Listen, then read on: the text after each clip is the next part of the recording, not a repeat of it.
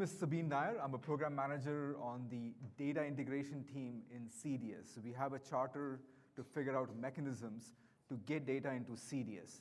What we show you today is slightly an advanced piece, like what are we going to do next with the data in CDS. Before that?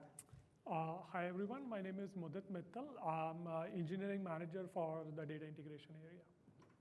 Great. I would love to get an introduction for all of you, but obviously I can't go around. So big welcome. Thank you again. So let's start with the first slide. A show of hands of people who have worked on CDS, Common Data Service. Oh, fantastic.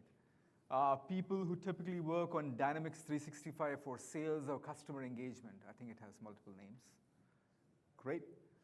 How many of core Power BI? All right. And last question, I promise, for now. Azure Data Lake. Do you guys work with that at all? OK, those were some hints. This slide is kind of important because we tend to use a lot of acronyms, even in the slides. We try to stay away from it, but that's just reality. So it's an apologies up front. In case we use that, this is what we mean. CDS is Common Data Service. More importantly, you'll see us use Data Lake or something. That's Azure Data Lake. And Athena, we are hoping we don't say it, but it's an internal code name for this project that you're just seeing. Anybody heard of Athena at all? That's a good thing because it's meant to be a secret.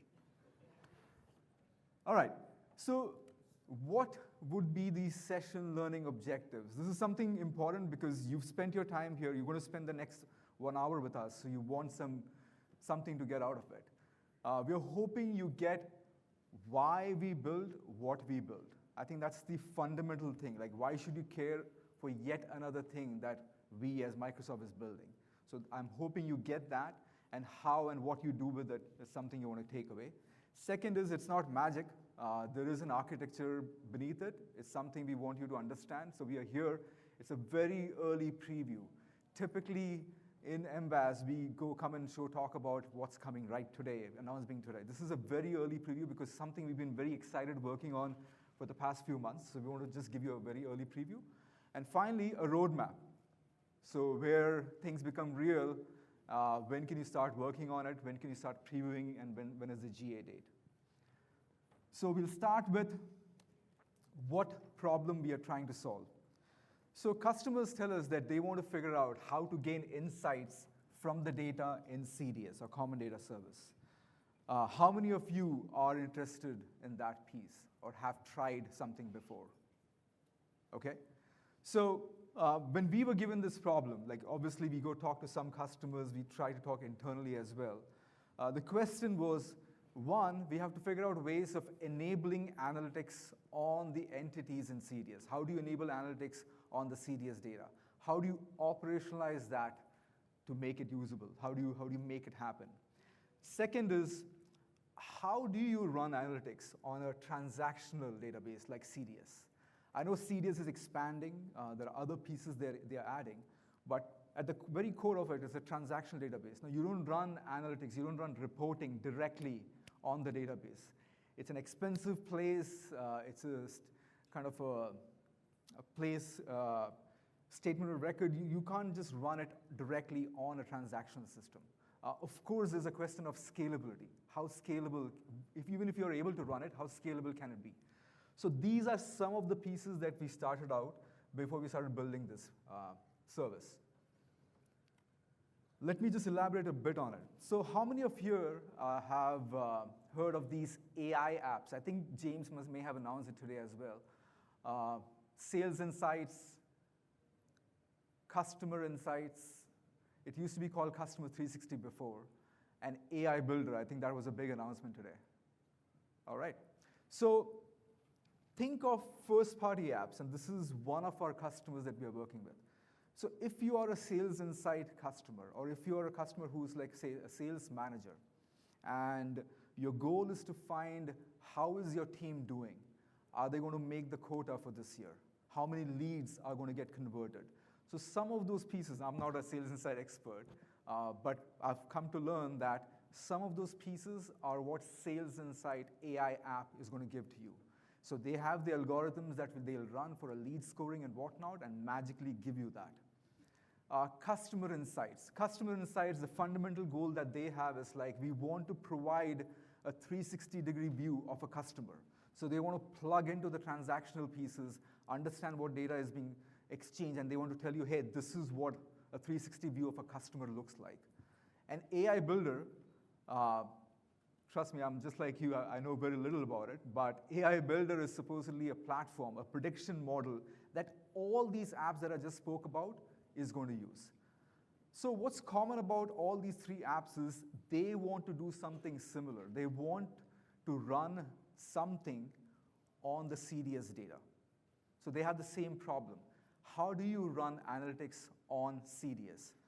So what we've come to realize is there is a way to solve it. We can take the data and push it out so that they can run it over there. So that happens to be our first customer. So that's first customer that we're trying to solve this problem for. The second customer is, of course, you. You're anyways going to use the first part as well. Is there are a lot of customers who today are wanting to take data out of CDS, either for some reporting purposes or some downstream integration, maybe running some ML on it. There are small, medium business customers and large enterprises, and maybe even smaller than that. There is another piece to it. It is not just about running analytics, that's one part of it, but they want to take that to their own store. That's one of their fundamental requirements. They don't want to leave it in Microsoft Store. So they want to democratize the data from CDS. Give me the freedom to put it wherever and consume it the way I want it. So these are the scenarios that we started trying to figure out, okay, how do we solve this problem? Of course, I do have a solution. This is what we are planning. So we said the Azure Data Lake is meant for analytics. It's an extremely scalable platform, very cheap storage, and it's meant for this purpose. So if that's where we want to run all the analytics, the problem that we have to solve is take the data from CDS and push it to Azure Data Lake. Now, that's not necessarily magic. I mean, this is something we can easily build. The magic is in what happens after that. It's not a one-time push and forget it, because data changes every day. I'm sure you know that. So it's the incremental piece, and that, I feel, is going to be the standout feature amongst others. So we've been able to solve this problem wherein we are continuously pushing data from the common data service to the data lake. Again, the keyword is continuously pushing data. So you get true incremental through this, what we have. And we'll show a demo, a very early preview, let me tell you that, but we do have a demo for this. The second part that you'll notice here is there's something called CDM folder. How many people here know Common Data Model? Excellent. So if you look around Microsoft, and this is including Azure Data Lake, everybody is like leaning towards, if you give data, if you define a format for data, then internal and external can now, if it's a common format, everybody knows how to consume it. And that's what we are after. So if we put the data in the CDM format, in the Common Data Model format, all the consumers that you see on the right know how to consume it. Tomorrow, if I add 10 other consumers with just one task that, hey, figure out if you want customers to use you, make sure you can consume a CDM folder. So that's how we are planning to make it scalable. So everybody on the right here is going to learn or have learned, some of these people are already there, to pull data from the Common Data folder. So again, we drop the data in a Common Data Model format so that these consumers can consume it. The first-party AI apps, all of them, the Sales Insight, Customer Insights, AI Builder, Customer Service Insights, Customer Care applications, all the business application group AI apps are going to use this service because they have to solve the same problem of taking the data from CDS and pushing it to the lake. So this is what we are proposing. This is what we have built. And we are going to call it, of course, internally we called it Athena. We are exploring some names. Enable Analytics is something that is sticking. So you'll see an Analytics tab in the Power Apps portal, and we'll show you that. All right. So just a little extra on that. We are hoping it's a low friction setup.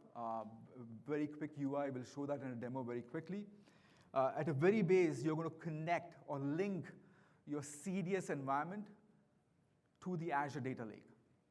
Once you do that, you'll get the ability to select entities and you can push it. So it's a very straightforward, simple, and intuitive UI. And the guy who built that is standing right there, actually, behind you. Continuous replication, this is something, as I said, a standout feature that we are hoping really works for you guys. Data freshness, while we are continuously pulling data, there is an interesting piece wherein you don't want to constantly change the data on the end consumer. So we have figured out a very unique way to figure out this part, like how we continuously pick the data.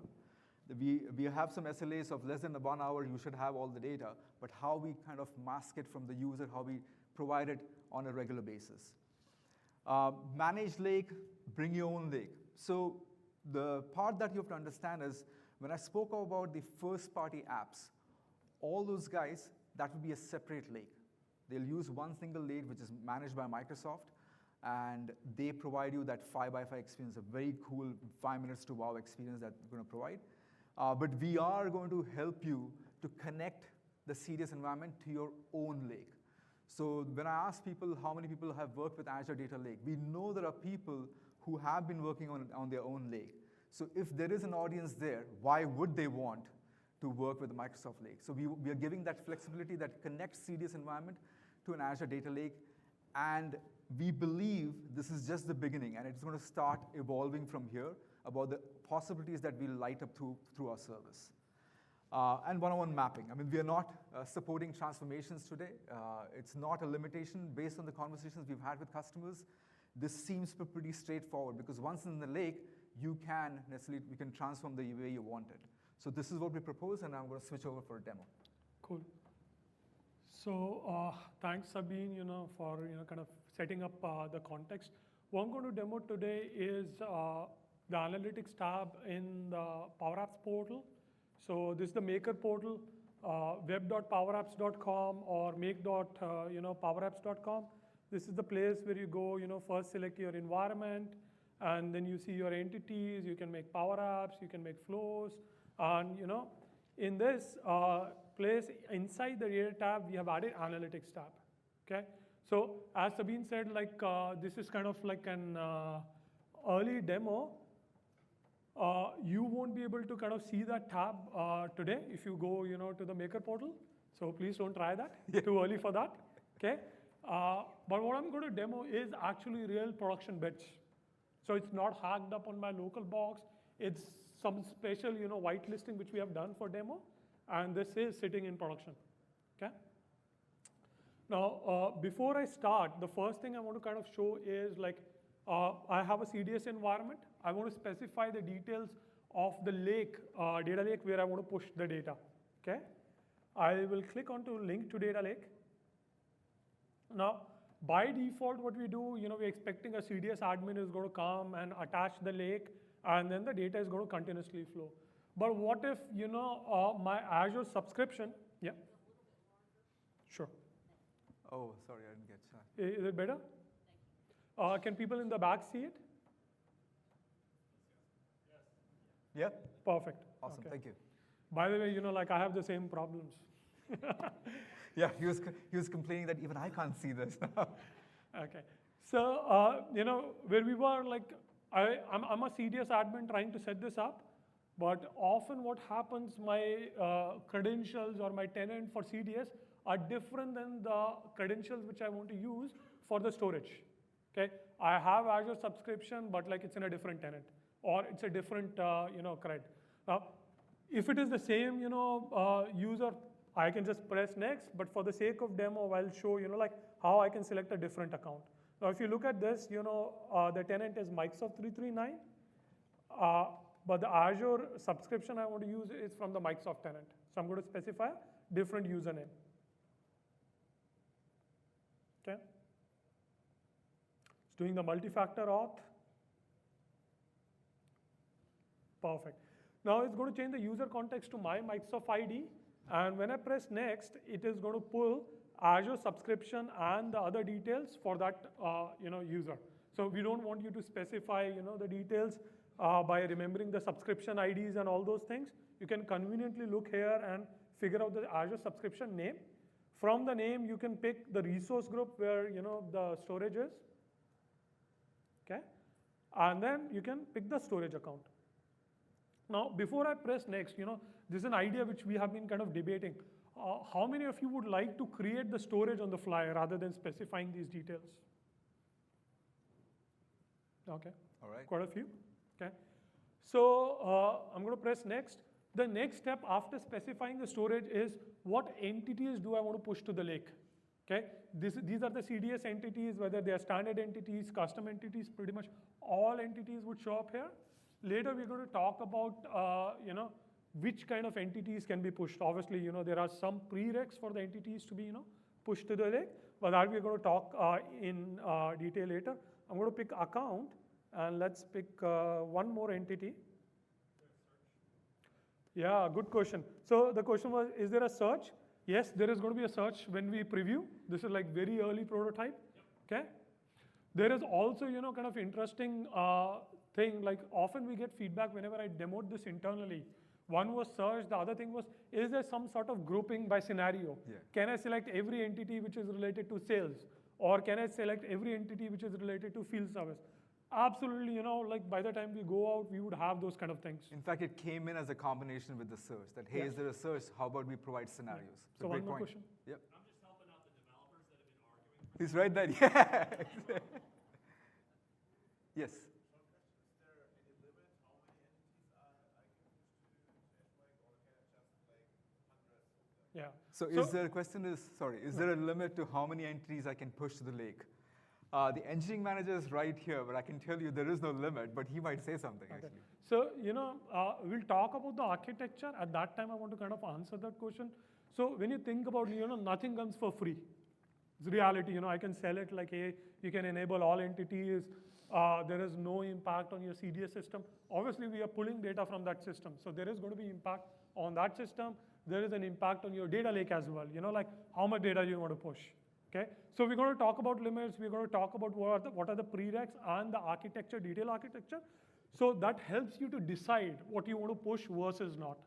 Okay, there are smart things which we have done in the architecture to make sure whenever we are getting data, there is a least impact on your CDS system. Because the biggest worry is if you're going to push millions, you don't want your transactional system to go down. Okay, but we'll get back to that question. Okay. So I selected 2 entities, for the purpose of demo. I could have selected everything, it still works. But I want the demo to end in like a minute or so.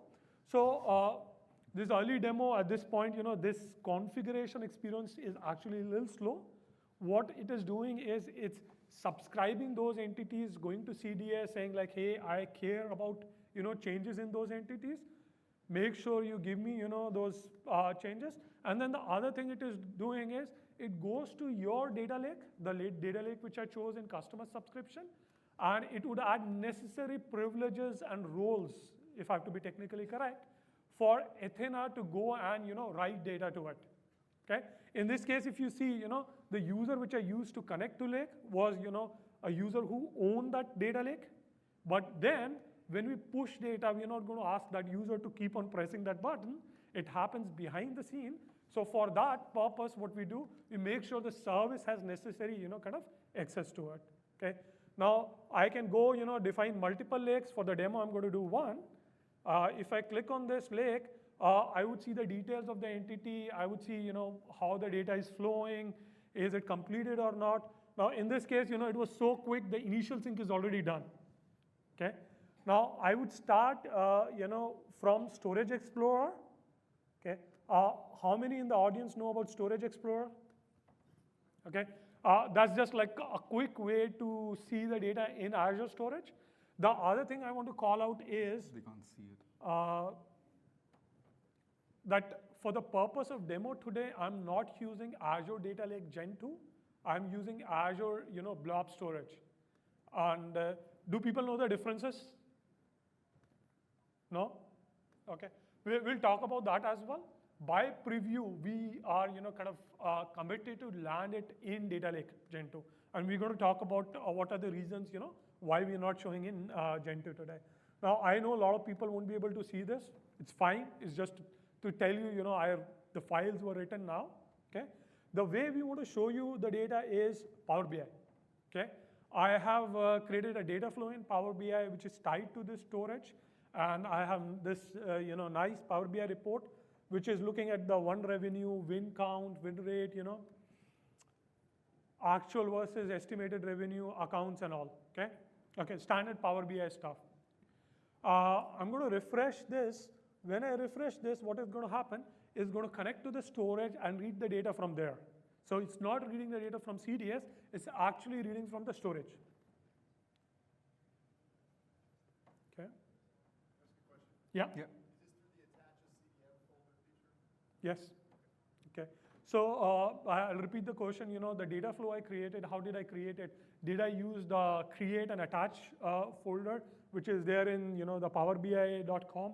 If there's interest, I can show that as well. Yes, that is how I did it.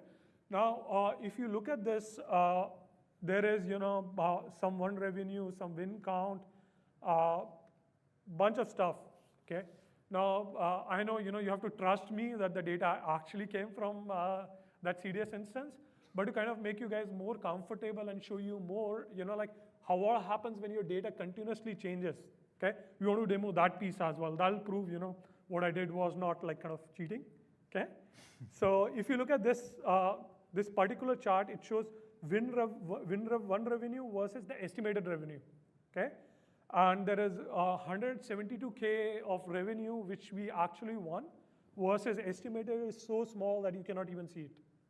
Okay, now to make sure you are able to see the change, I'm going to flip it.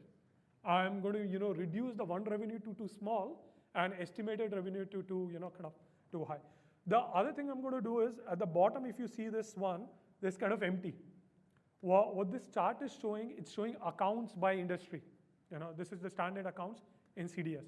So we're going to do two changes. One, I'm going to close an opportunity and change the revenue piece. And the second, I would update an account. Okay. Let's go to, I'm just going to refresh these screens so, like they're not stale, okay? So this is the opportunity screen. I'm going to close it as 1. Okay. Now, obviously, the actual revenue, the estimated revenue is very high, okay? I'm definitely not as good as Sabine in terms of selling, So I'm going to reduce the actual revenue to a small figure, okay? That's one thing I'll do. Okay, and then the other thing, I'll go in an account and put an industry code. Okay, it does not have anything, I'll choose accounting. Now, when I press this, it's interesting. At the moment I press save, at that instance itself, we get changed notifications. So within, when the save happens, to 15 minutes, there's a 15-minute SLA for us to get those notifications. So it's kind of asynchronous, that's the first thing, okay? In all practical purposes, we get it in less than 30 seconds, okay? The 15-minute stuff is like if you're doing millions in a minute or so, okay? If there's a huge queue. Now, I know it's kind of difficult to see this, but the timestamp on this is 10/24/09, and this is the file for account. So it's already updated, okay? Now, when I go on Power BI and I refresh, ideally I should see the changes, okay? But there is here, the catch is, I may not see the change for a minute, okay? Okay, here it was quick. So the revenue changed. If you see, it's no longer, actual is not higher, the estimated is higher, and there was one record at the bottom. Now we all can breathe. Yeah, okay. Now, why I was saying there could be a lag, okay? Going back to what Sabine was saying, think about analytics. You would have your downstream processes which would read from lake, okay? What happens if your user is changing data every second and we keep on refreshing that? Your loaders or your downstream consumers would break, okay? Though we are sending data every second, but we needed to figure out a way to make sure that your downstream processes are, kind of susceptible, and are have a way to differentiate between when they started versus what is the current state. Okay? For that, we use something in Azure called snapshots. We're going to show that. So what happens is, though the data is moving every kind of second, we don't refresh the view every second. So there is like a recurring schedule which is set up, which is where we are planning to start up with an hourly schedule. Okay? So every hour the data would refresh. Now the way to think about it is, the data is already there in the lake, the current data, but you don't get to see the flip unless and until the hour happens. Okay? And we're going to talk about that thing in detail, when we have a slide, I believe, on snapshots where we can talk about it. For the purpose of demo, I set the recurrence to 1 minute. And that's why I was saying, like it may take a minute for it to kind of, show up. So let's do some more things. You guys know about model.json and all? How many people don't know about model.json? Sounds geeky, right? Okay. So let me actually show you how the data looks like. Actually, the guys who build it actually are a part of our team. And we were like, really, that's the best thing you could come up with? But it's becoming very popular because if there's no option. If you want to have something in CDM format, you better know model.json. Okay. I'm going to download the files which we have on the data lake. High level, you see like there's an account folder which has some CSV files in it. Okay. And there is an opportunity folder. It has CSV files. Okay. And then there is this model.json. Let's start like quickly with the model.json, and then I'm going to talk about why do we have a file called 2019.csv, there is some other magic which we didn't demo today around data partitioning. Okay. So let me pick the model.json quickly, and to make it more kind of readable, I'm going to put it on like an JSON editor online stuff. So if you look at model.json, it's basically defining the entities, metadata, and the actual link to data. Okay? I'm not going to go into the detail of that, but I wanted to kind of show that thing. And at the end of our demo, there would be kind of link to. Oh, you can't see it. Is it better? Okay. So at the end of the demo, there is a link to CDM documentation which talks about SDK, model.json, and all. But high level, the way you want to think about is, there is this file is basically the real thing which you want to read first if you want to read the data from data lake. It has the metadata information, like what are the attributes, what are the columns, what are the data types, and then the second thing, it has the link to the actual data files. Now the attributes are here. I'm not going to go into those details of those attributes, okay? But you can take a look. And then there are partitions. This is what we're going to talk about. And if you look at it, this is the actual link to storage for that file, okay? Now, I can also show you the CSV files, though it won't kind of look that nice in Notepad. Yeah, not the most appealing here. Okay. Let me just increase the font for the people at the back. Okay. The data which we write, it is in UDF-8 format. It is in CSV format. This is one of the recommended formats from CDM SDK. Is there a question? Yes. I have a question, not necessarily related to this directly, but we did this in projects using Power BI data flows, syncing the data from CDS into data lake. Is that an alternative way of doing this, or is this like enhancement of it? Okay. So I'll repeat the question. The gentleman's question was like, hey, we did this thing in one of our projects using Power BI data flows. So how does this compare to Power BI data flows and all? Now, Power BI data flows was a little bit more generic, wasn't like, kind of specialized towards CDS, okay? And it used a pull model, wherein, it was kind of pulling changes from CDS, like every time you kind of did refresh. This is very different. This is very different. This uses kind of like a push-based notification, and it uses an async process in the middle. So the recommended way to go forward, obviously, like we are not out yet, but when we are out, anything related to CDS, if you want to kind of like land your data in data lake or use it for analytics, Athena is the new recommended way. Wherein Power BI data flows is for like all kind of different other sources as well. Okay. Okay. Thank you. So I'm not going to go into the depth of these CSV files more. Let's kind of quickly come back to the architecture. Yeah. Yeah. So you brought two entities over, accounts and opportunities, and those are related to each other. But I noticed all of the all the attributes that are actually the foreign keys are just labeled as GUID. Whereas in the CDS world, we think of those as entity references, Yeah. where you're not just the GUID, but the GUID and the Yeah. and the So location where it's sure.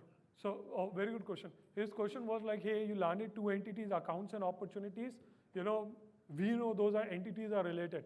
So what about, you know, how do I know, you know, those are related? There's only GUID information. How do I do joins and all? So part of model.json, there is a relationship note. Okay, that defines the relationship between different entities. That's what I was expecting to see in that model Yeah. JSON, and I didn't see it. Yeah. So it's not there like part of what I'm demoing, but it kind of lands up. And the way you want to look at it, like there's another interesting thing. The data is actually landed in the physical shape. So you would actually get to see the primary keys. So the primary keys are preserved. So if you talk about account entity has account ID. Opportunity has opportunity ID, which technically behind the scenes are goods. So all of these are preserved. Okay, and if an opportunity has an account reference, it would have the account GUID. Okay. Now let's get to the architecture and kind of more interesting pieces. So there is common data service, there is Azure Data Lake, left and right, and at the bottom is the Athena infrastructure. So part of Athena, we use like stuff like service bus, blob storage, trickle feed and all, and I'm going to talk about it. If you remember, the first thing which I did was I enabled those entities. Remember, I selected those entities. Now, I need to tell CDS that, hey, I care for those entities. Tell me when the data is changing in those entities. So this is the first thing what we do. If you see this arrow, we say like, hey, subscribers for the CUD events. Anytime there is, a create, update, or delete, tell me. Okay. Now, imagine there is a create, update, or delete happens on Common Data Service or D365 for sales. We would get notified, and what happens is CDS directly writes into the service bus which we have. Okay. There's a service which CDS has for these notifications, which is an internal service. Okay. As soon as someone inserts, updates, or deletes a record, which we care for, we would get notified in our service bus. We really don't have to go poll. We don't do a pull. So that is the reason, like the demo was so quick, it wasn't hacked up, but that's what it is. So change happens, it lands in the service bus, we read from the service bus, and then we have this magic of, trickle feed, which you see at the bottom. What trickle feed means is like every instance we are getting, feed, change in notifications from CDS. We are consuming that and we are writing it onto the data lake. That's another big difference wherein, like, if people compare it to Power BI data flow, Power BI data flow was always a pull, and if I'm not wrong, it was always from initial state. It used to kind of dump everything, redo it again. Now, I've been in, integration world for 10 years, and I realized this one thing, the initial sync and incremental, there are two different things, okay? If I have to go live, I would have a downtime before I go live. So if I have millions, I can, kind of afford 8 hours for initial sync. But once I'm live, anytime the data changes, I want it instantly. I don't want to re-pull those, millions, okay?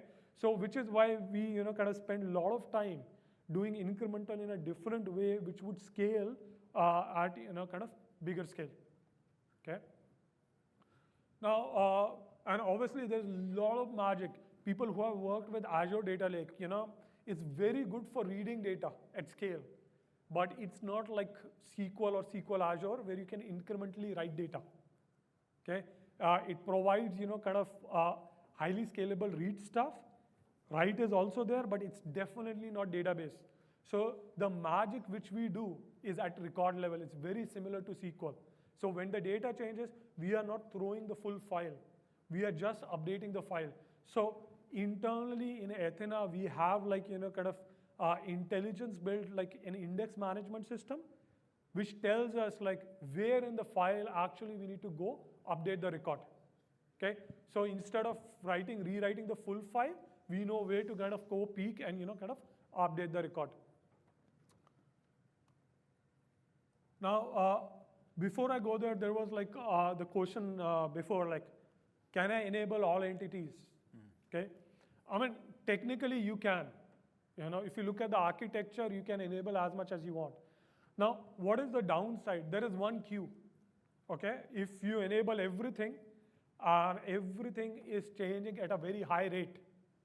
Okay, your queues would build up, but depending upon what SLAs you guys are looking for, like as a customer, like if you refresh once a day, I mean, it's going to work. We have customers, like which are using similar stuff, wherein they have like 100 entities, 200 entities, and they have volume. They have like, they refresh once a day. They have no issues. Now, if you're planning to refresh every hour, you just need to make sure your kind of changes across entities are enough for that queue. Okay? And by that I mean like millions, I don't mean thousands. Okay? As long as you can be within that limit, you can enable more entities. Okay. Now, yeah? Yes. So these messages will come out after transactions. Yeah. Within the transactional database, right? Yeah. So you don't get half of a transaction. Yeah. So his question was like, when do you get those messages? Do you get those messages part of the transaction, or do you get it after? So all the integration which we are doing here in Athena is asynchronous. It doesn't block your transaction. So the moment you change, it pushes somewhere in the queue asynchronously. So it does not impact your transactional performance at that time. But so like if you had if you're getting messages, if you have a multi-step transaction, which I know you shouldn't have, but Yeah. so you can have messages in a queue that have to then be pulled back if the transaction gets rolled back. Yeah. So, the data is committed to the queue when the transaction is actually committed. So whatever goes to queue is actually committed stuff. Now there's another interesting question which always comes, like inside Microsoft, we call it eventual consistency. Okay, I'm not sure how many people know about that thing. Now, I'll kind of extend his question. The data is transactional in CDS, but when it lands to analytical store, we do not guarantee, like the data is consistent at one point. What we say, it would eventually get consistent because we don't know, how many more transactions are coming. So it's not like transactional from that point of view. That is why if you look at almost all analytical downstream processes, they have, like each company has a policy like, hey, whatever data reaches by 5 a.m. in the morning, that's what we want to take. Okay? But your transactional system would keep on changing. Now, going forward, now we are trying to get into the internals of how we do stuff. We do continuous data and metadata updates. There's a thing I didn't show you. If you change the schema on CDS side, you will get those notifications as well. Like obviously non-breaking changes, if you add new columns, we would just like instantaneously like push those, kind of new metadata columns into, kind of lake schema, which is model.json and the actual data files. Okay, so there is no resync business like, hey, I added a column, I have to drop everything and redo it. No, like we have somehow magically figure out a way, like we will just add the column in the end and make sure, all the consumers kind of work with it. Okay. Now, I briefly kind of touched upon the initial sync. This is day 0 when you enable Athena integration, we need to pull your data first time. Okay, so that's what we call initial sync. And now what happens is we push this data into, like the CSV files, which is the CDM fashion, into Azure Data Storage, okay, the data lake stuff. Now, after this, like what we do is we take a snapshot of that data. So in layman's term, like snapshot is a read-only copy. It's a little bit more sophisticated on the Azure side. It doesn't really create a concrete copy, but for the purpose of kind of understanding now, think about your data is continuously changing and you don't want to kind of like see those data updates. So what we do, we take a snapshot at let's say T1 and consumers can go read that snapshot instead of reading the live feed, okay? So now you have your own consumers, you have Power BI, Azure Databricks, everything pretty much would read from this snapshot. But what happens is there are users who are continuously changing data. That is where trickle feed comes in. We get continuous data updates from CDS and Athena trickle feed would still push those updates every second to Azure Data Lake. So if you see the arrow going up, it's updating the live files, okay? That's where the magic of snapshot comes in. Snapshots are read-only copy. When the trickle feed is updating those, kind of actual files, your consumers would not get, kind of those updates because you are reading from a read-only copy, okay? And what happens is after an hour, T2 kicks in and we create a new snapshot, okay? That way, like if your new loaders come in and if they want to look at the recent data, they can go ahead and, kind of read the new model.json. If you have ML processes which takes, let's say 3 hours, 4 hours, they can continue to read the original snapshot. So both the snapshots would be available for consumers to kind of look at it, okay? And obviously there is, would be a limit of how many snapshots we'll make available. But what we have been thinking, at least, 4 to 5 snapshot history would be available to consumers. So if you want to look at data at T1 or T2, you can go read those specific model.jsons, okay? Believe me, that's one of very cool things how we figured out, how we can give you data, kind of live updates continuously and make sure that you decide when you want to take the live update. Yeah? That's the question.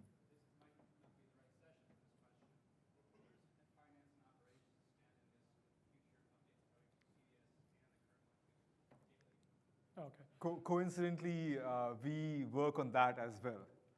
It looks like we work on a lot of stuff. Huh? Okay. Oh, yeah, you Yeah, want to repeat it. The question is how finance and operations plugs into this. So Dynamics 365 Finance and Operations, which is the ERP side of the business. I'll give you a quick answer here. There is a blog that we are working on because this question keeps coming up, how all of this kind of ties together. A quick answer is, think of it this way. We've put together a platform called Dual Write, which is primarily about writing data, finance and operations, and CDS. You make a change in finance and operations, it's committed to CDS and vice versa. That is, we feel, a game changer in that part of the segment. That, once it's written into CDS, now imagine Athena service plugs in and takes it further to the lake. So that's one avenue of finance and operations transaction data that gets to the lake. Okay. Does that answer your question? Okay. Okay. There is a session tomorrow, like specific for Dual Write, same time, 1 p.m. to 2 p.m. Yeah, I'll show you a slide encourage that. with the session details here. So I'm going to build on his question. Okay. So D365 F&O today has, you can publish your entity store to the Azure. Yeah. Like, does this match with that? I don't Okay. think it does. No, it doesn't. Okay. Good question. So what's the differences and what's the requirement for CDS per se? Okay. Because based on what I know, it's based on CRM. Yeah, I'll quickly answer that. I was expecting that question, Yep. by the way. So his question was like, hey, F&O has something else called Entity Store, which is very similar to this. How does this compare with Entity Store and all? Now, the good thing is, we know those folks. We work very closely with them. If you look at the entities which we are enabling in Athena, they are transactional entities and master data. Now, the Entity Store is very specific to, analytical entities. Now, F&O team specifically, I would say, if I have to call names, Melinda and all, they are working on moving the transactional data as well and the master data. So there is like kind of like a hybrid story where some of the data related to master data, we want to line it through Athena, while the Dual Write pipeline, and then the transactional stuff, they are working on some things wherein they would adopt similar architecture like Athena, Using that, they would write, to Azure Data Lake. Okay. So the data model in the FNO, is it going to be for the transactional Yeah.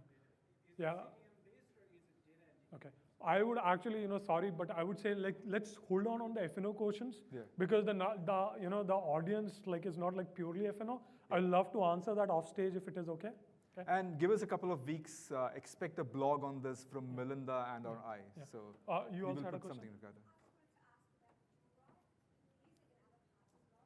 Yeah. Yeah. Dual write is currently specific to FNO, but FNO and CDS gelling together. There's a session tomorrow. It's very interesting. We're getting asked for our next session. Yeah. In the current session. But yeah, maybe offline I can talk about. We are getting excited, but I'm sure it doesn't excite some of you. So we'll move on from there. Okay. But yeah, we'll get back to the dual Okay. write thing. We got 14 minutes. Let's quickly, Yeah. kind of look at it. How does the data look like? It's in CDM shape, CDM folders. There's a metadata file, model.json. There's a CDM SDK available if you want to write your own consumers. If you're using standard Azure stuff, Azure Databricks, Power BI and all, they already understand that format, okay? And the actual data files, as I mentioned, just to recap, it's CSV files, UDF-8 format, okay? There's another thing which I kind of conveniently didn't demo, the data partitions. Now, we are really thinking about scale performance. Now, if you look at our big customers, they have data for over years, and every customer have a different data print. When I say data footprint, I mean for some, an entity may get new records every second. Or for some, the records come at the end of the year or at the end of the month, okay? So what it means if I look at the full data, okay, I won't name customers, but there's one key CDS customers, they have 30 million in incident entity and 10 million in account entity, okay? That data was created over time, okay? Now, if I create one big CSV file with 30 million and 10 million, it's not really consumable, okay? It's not really consumable from the readers, it's not really consumable for the writers. Now, every time I have to go update a record in that 30 million, it would take me more time, okay? So what we did, we partitioned the files. So there is an intelligent partitioning involved, wherein right now what I demoed, if you remember, the name of the file was 2019.csv. The partitioning was by year.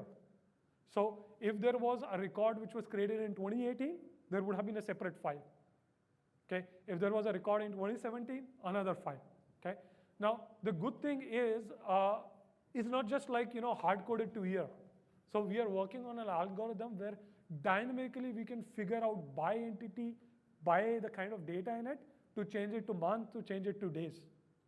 Okay? So you would be able to, you won't even notice that your data is either partitioned by year, month, or day, based on what we think is best for the readers.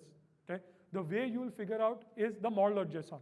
Model.json has prescribed nomenclature to say, what the data partitions are and, how to read them. Okay? So then, the current ways to kind of look the data in data lake, we talked about. There is CDM SDK, we're going to provide links for that. There's Power BI, which I demoed. This is the create and attach data flow, kind of stuff. And obviously there is entire Azure stack, Databricks and all. Now, the other thing is Microsoft, as the full team, as a company, including Azure, is placing huge bets on CDM. So in near future, you will see all the Azure products, they would have, kind of out of the box integration to, the CDM format. So it's really, kind of strategic. Once you land your data there, it would magically work with the other Azure products.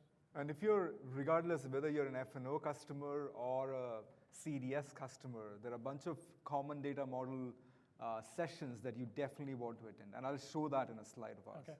So what is required? Can I enable all entities in CDS? I said, we kind of talked about it. Now, first thing is this like a user level integration or is this a system level integration? This is actually a system level integration. Once it's enabled, user is not needed. But who can enable it? And administrative rights are required to enable it. Because obviously, like the person who enables is going to can take the entire data out.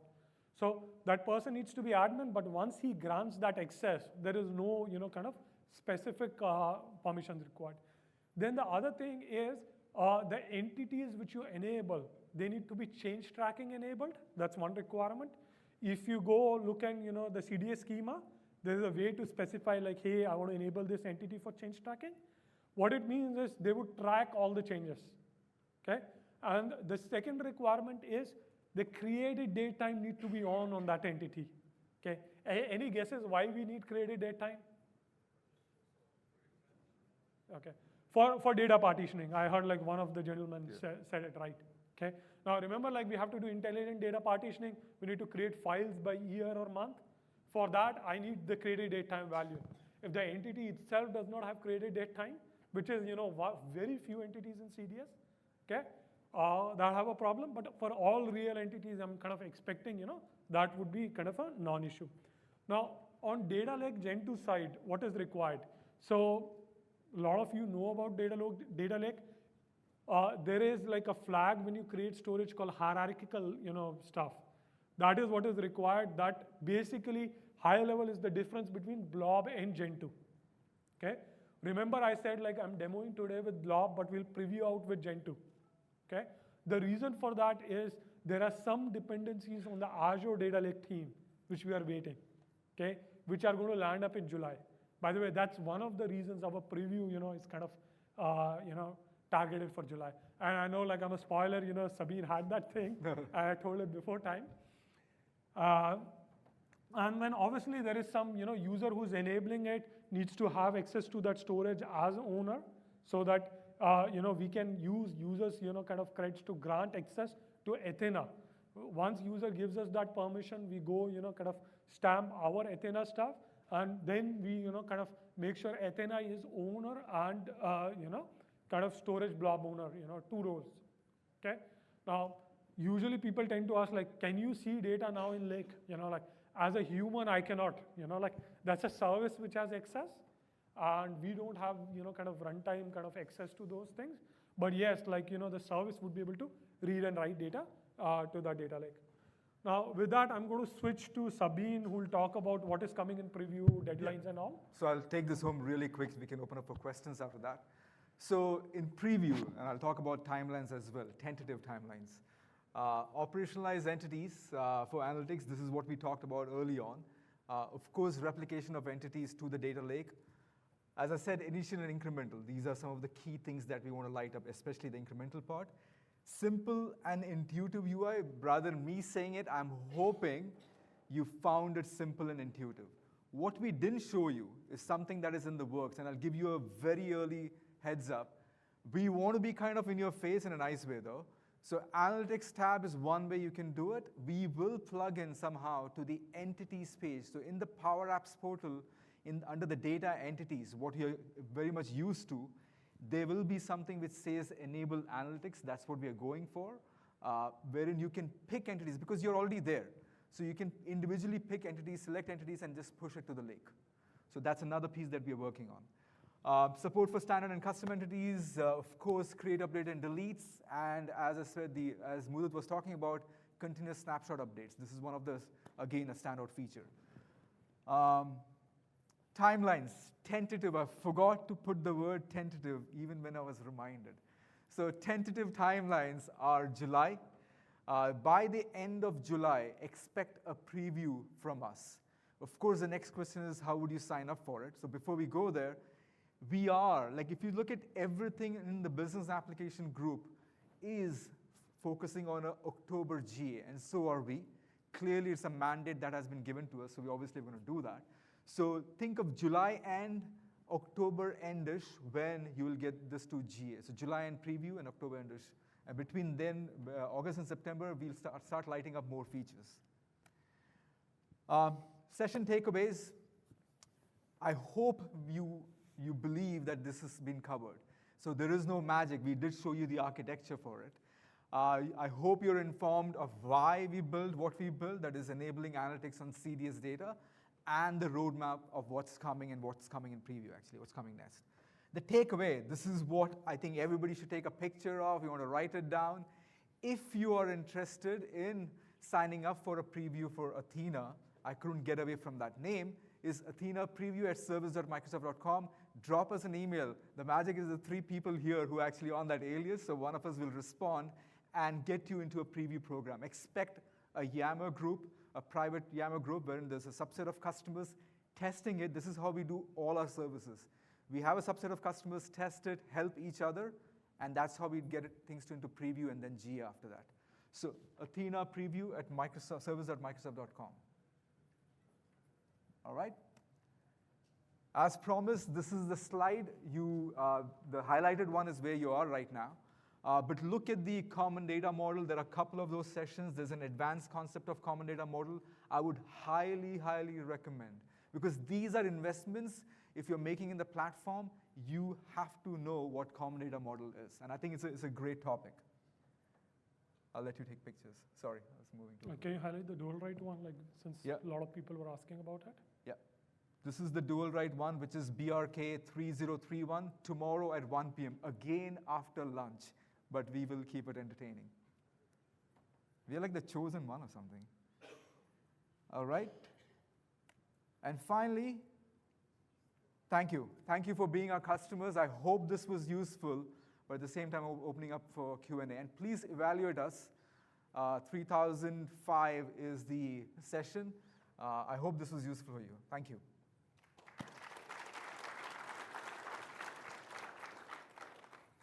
Questions? Yes.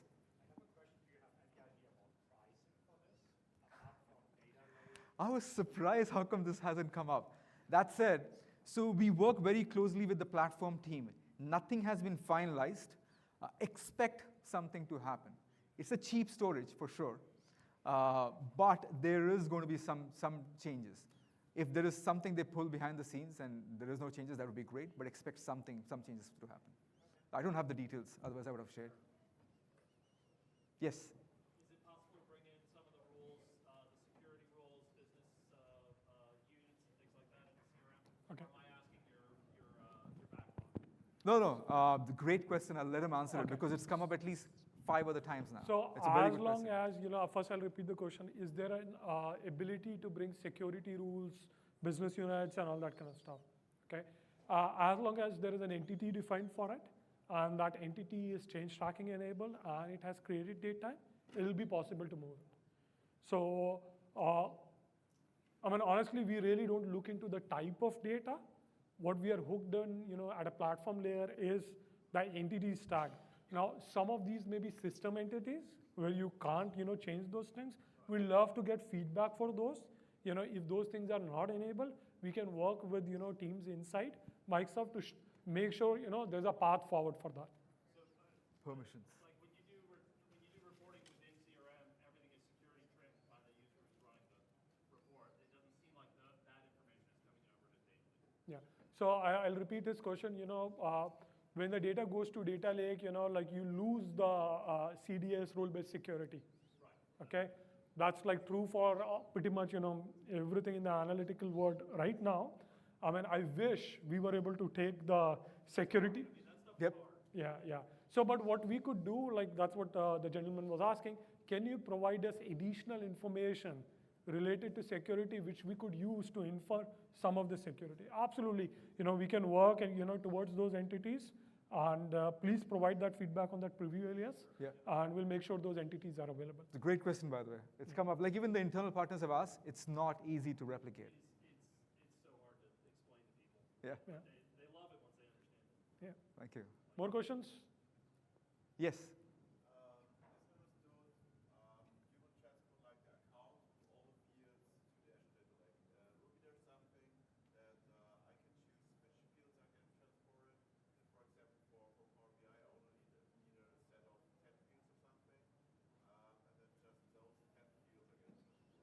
Yeah.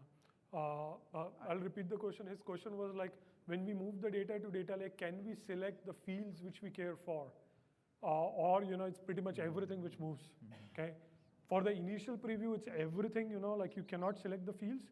But believe me, there's no performance overhead right now, when we look at incremental, whether we do selective fields or all fields, one of the reasons we're starting with all fields is a lot of time people don't realize, like when they start, they'll start with 10 fields, and like every month they'll say, like, no, I need those additional 2 fields as well. So what we decided, since the lake is kind of where, you want to kind of merge the data, we are landing everything, there, and then you can use the other things to kind of transform and change the shapes if required. And that's where, if you care of less of those fields, you can do that as well. I was thinking there are more people attending my session, but clearly I think the next session is about to start. So let's wrap it up. Thanks a lot, guys. Thanks, everyone.